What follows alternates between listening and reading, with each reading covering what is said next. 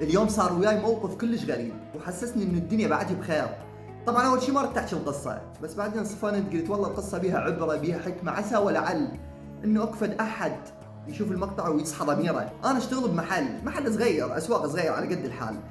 فاليوم وانا بالمحل طبقت سياره بباب المحل، نزل من عندها شاب مرتب قدي تقريبا بالعمر.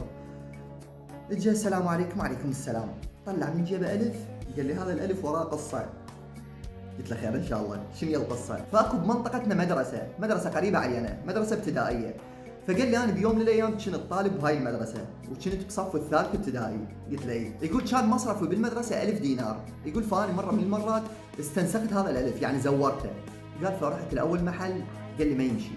يقول جيت عليكم وتعرفون بالحله مال المدرسه تصير هوسه. قال فبهاي الهوسه مشيت عليكم هاي الالف. قالوا هاي الحادثه صار لها تقريبا من 8 الى 10 سنوات. قال ما اتذكر شو وقت، قال بس قبل كلش قديمه.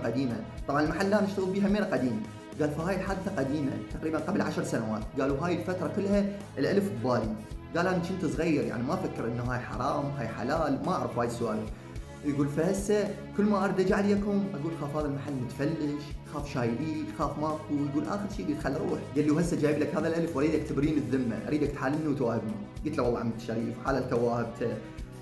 قلت له بس انت يعني 1000 دينار 10 سنوات صار لك تفكر بيه وما تحملته واخر شيء جيت حطيته.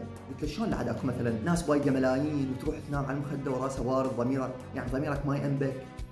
يعني ايش قد اكو مثلا هذا اللي مثلا بكى شخص ويروح ينام، واكو ناس بكت بسببه. لو مثلا واحد قطع رزق احد ويروح ينام، شلون ينام؟ شلون ضميره مرتاح؟ ضميرك ما ينبك من انت شخص انقطع رزقه بسببك، او شخص مات بسببك، او بكى شخص بسببك. واي كوما.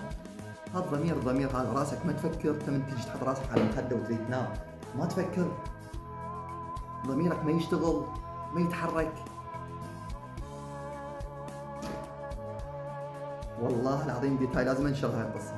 والله شباب اليوم صارت وياي اليوم بالمحل، قلت لازم انشرها. اول شيء ما رحت انشرها، بس قلت لا بلكت توصل رساله فكره بيها مثلا حكمه، بلكت عسى ولعل. وش قد نشوف حالات يوميه بالالاف.